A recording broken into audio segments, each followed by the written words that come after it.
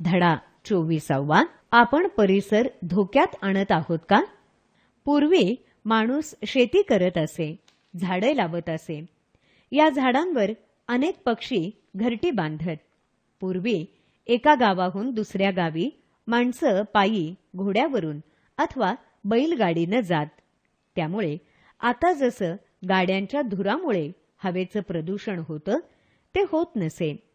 पूर्वी दाट जंगलं होती, पण आधुनिक काळात माणसानं ती तोडली आणि तिथे सिमेंट कॉन्क्रीटची घरं बांधली, कारखाने बांधले आणि त्या जंगलातील पशुपक्ष्यांपासून त्यांचा आसरा हिरावून घेतला, परिसराची हानी केली. यामुळे सजीव सृष्टीवर परिणाम झाले. पण हे करताना तो विसरला की याचा आपल्यावरही परिणाम होणार आहे, कारण आपणही या सृष्टीचाच एक हिस्सा आहोत. आधुनिकीकरण करताना, यंत्र वापरून आपलं जीवन सुलभ करताना आपण आपला परिसर धोक्यात तर आणत नाही ना, याचं भान माणसानं ठेवलं पाहिजे. नाहीतर त्याला फार कठीण परिस्थितीला तोंड द्यावं लागेल.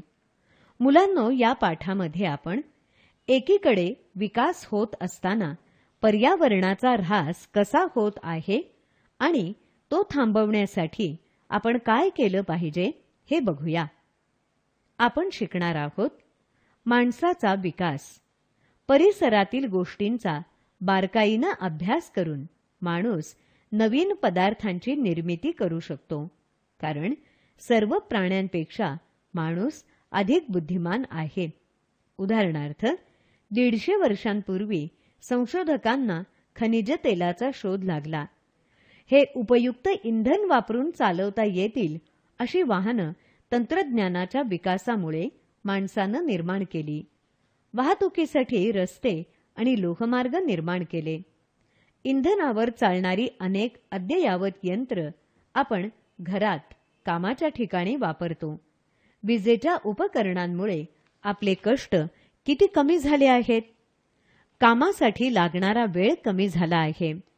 पाण्याच्या गरजेसाठी आपण धरणं बांधतो, निवाऱ्यासाठी घरं बांधतो, आवश्यक गोष्टींच्या निर्मितीसाठी कारखाने उभारतो. कारखान्यात वापरून खराब झालेले पाणी नदीत सोडतात. त्यामुळे परिसराची कशी हानी होते? कारखान्यात वापरलेल्या पाण्यामध्ये अनेक अपायकारक रसायनं मिसळलेली असतात. हे पाणी प्रक्रिया न करता नदीत सोडलं तर ही विषारी रसायनं पाण्यात मिसळतात आणि पूर्ण पाणी दूषित होतं. यामुळे नदीतील प्राण्यांचं आणि वनस्पतींचं जीवन धोक्यात येतं. हे पाणी माणसांनी पिण्यासाठी वापरलं तर त्यांना अनेक आजार होऊ शकतात.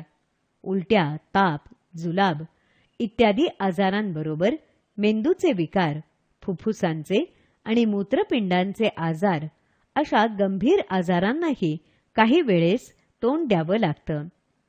अशा रीतीनं निष्काळजीपणामुळे आपणच आपली हानी करून घेतो. एकीकडे यंत्र वापरून जीवन सुकर करताना आपण पर्यावरणाचा आणि पर्यायानं आपलाच नाश आपण करतोय ही जाणीव आपल्याला झाली पाहिजे. लोकसंख्येची वाढ व त्याचे परिणाम.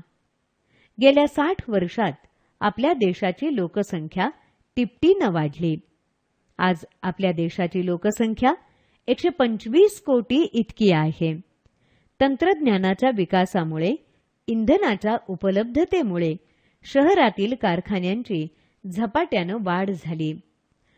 खेड्यामधील कारागीर जी वस्तू निर्मिती हातानं करीत ती यंत्राद्वारे कमी वेळात आणि सफाईदारपणे होऊ लागल्यानं खेड्यातील उद्योग बंद पडू लागले. रोजगारासाठी खेडेगावातील लोक शहरांकडे धाव घेऊ लागले आणि शहरातली लोकांची संख्या अतोनात वाढली. यामुळे शहरांमध्ये दाटीवाटी होऊ लागली. राहायला जागा अपुरी पडू लागली.